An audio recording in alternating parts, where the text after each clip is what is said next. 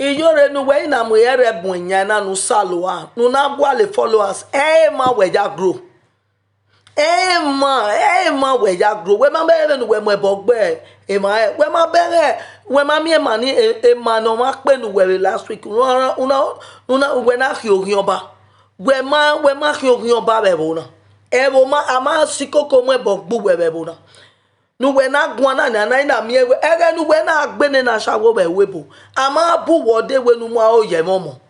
iko ta hole we hon ya we ma hon bon we ri doge na re ki gbazo be ne re ki gbo ene na nia bon we do we he abwe ma be ode wa abwe ma be ode una we ni are zeye ni ya mi yin u kin ari asonba wa buende umana tamia we wa afiye ke gbowa umana tamia we uri asonba uri asun ije moya nu we onu we condemn bi na de ni na amwe bo gbedero we omoni emere we bo ogari ho ye menu tana we ni are azeye ma ebo wa ona we egenu do mu yo moria oni na wo miunu yari ba omo nu bie won isi egbo ni re ibude nu ari ni ya we oko wa be au deserve gbowa oni ibude nu ari ka we ehemera ni osun wu we de na we ro wa re we ne emi bi we o egbe no mu we omo mi gori ege no emi bi omo mi gori ege mi bi o ije be mi ya je baba be mi ya eteme bo gbe ran wa ije mo no ama ene mi go nu sun wu ere ni me ya kekire me ya gu we gun na nu zaga abagbon uwe won na yo boru wa on de puke ibe imo de nu zaga unu wa we me Nigeria we do wa we bo nu o wa be nu o wa na ya gbon won ya toka de gbori ya no mu we ya bi wa uzaga obi gbonu we mu we ma kun go ne e ba we do e na re eri e ma gbon je nu zaga nu o wa Iyore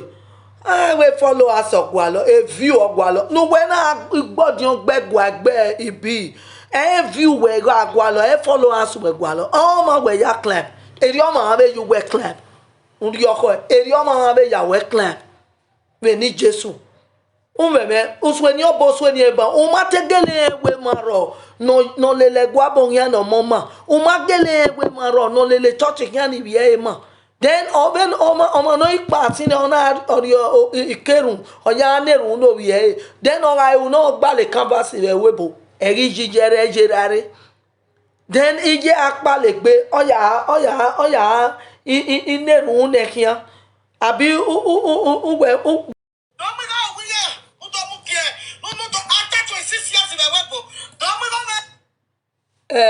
Iyore itama we kadele na pare tukiamu yere bunya ihere ukiamu umyunu yari ba omo nu bie ire tu hua nere ba gbon una miamia we maro no ya mu igisu ya mo ya la webo una miamia we emesoro no ya waje la ya nwame ya mo bie la webo dori la webo ne uwe worie e control orian rian wa rian de Iyore umienwa eboya nu etiesin when one setting zo e orian tie because imakporu no sugbo we omo no bi omo ona setting rezo ye omo e la webo when ere miami owa nere miami ebi bio e on enenita una we to do sunwu una wu sojo na no ta una we gbere ohowe wo nyan ni yomo eromo ya bioye no we na move na me wo ri e contractor na no da ma mi ebo bo me we na ati ebo o man ya we uyo we atoka enere dagbon we e ba we hian we e mama yard e ba we hian e control eri mani re we bo mani mare we bo we bi obi we no we control we si viere e ma no bibiyan no viere wa no viere koko no ma ihe mo biye no viere la egbe la ninu we lona ranya bi munu muyaji e meta mu we ranya yoto no bi obi e o wo ya bi o wo e obi e gba oro wo e ni baba olawe gbe wa gan una weti you asun buge egbe hia ohijuwe venana mi ewa makporu no se ugbo we wo ri ka me mo we eriyan hia do eriyan mado eriyan do ya do wo mu ya la webo wa wo mu ya la webo wo mu ya la webo nu we na inwine emo nu we ma bia na mo eve no ri kwa ne gbo oduga ni oni ma kame no mi ne omoga mi ni bio eita ume ratu ya tawo we ni ahwa ni no pa ni ama we no pa ne mo we no ma pa no ma eva ere mo bi je mo no ma pa no ma eva ni ado ari o ya nu we iri yan mo hie awe ni yan bi jian re wo bi omo a e mo na no re we bonu we campaign na wo bi yan o mo nu we bia we a ti ju hu mu ye na ugbon we ma bia boy kan we wo nu na ga mi yan we ni are zeye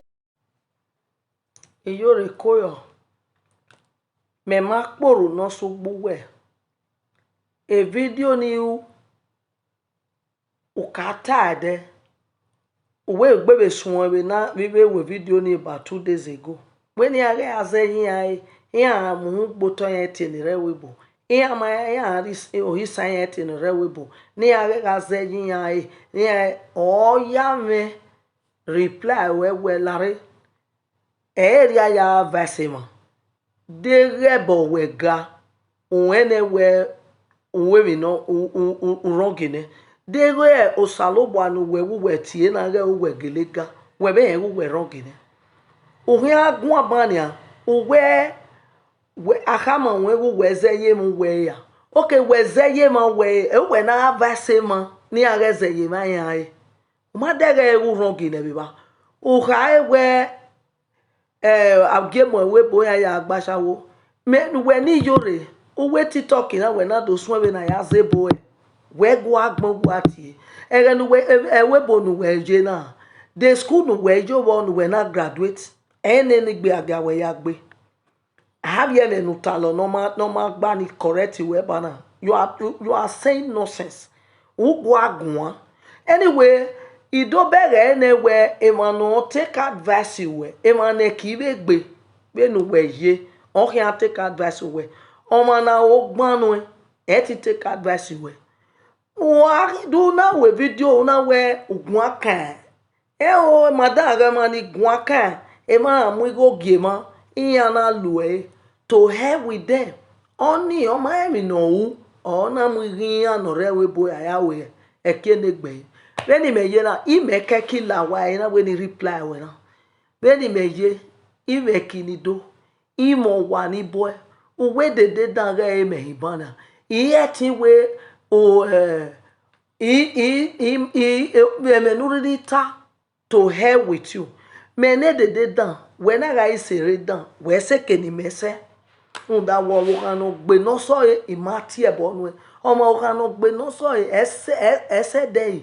oh we na won understand me na wa gun ami video pa no ma etasin o ma kan de dazen we se de da ma we to we atin you wa enemi you wa enemi when imeye imomo imeye imorun imemi ya iya yo ma ro pagbe we ni ne ya yo ma gbe ni ere ni me hanzi egbe ere o ma be hanzi egbe uwe mu emajimu a salt and water nu we money ana you are not helping issue at all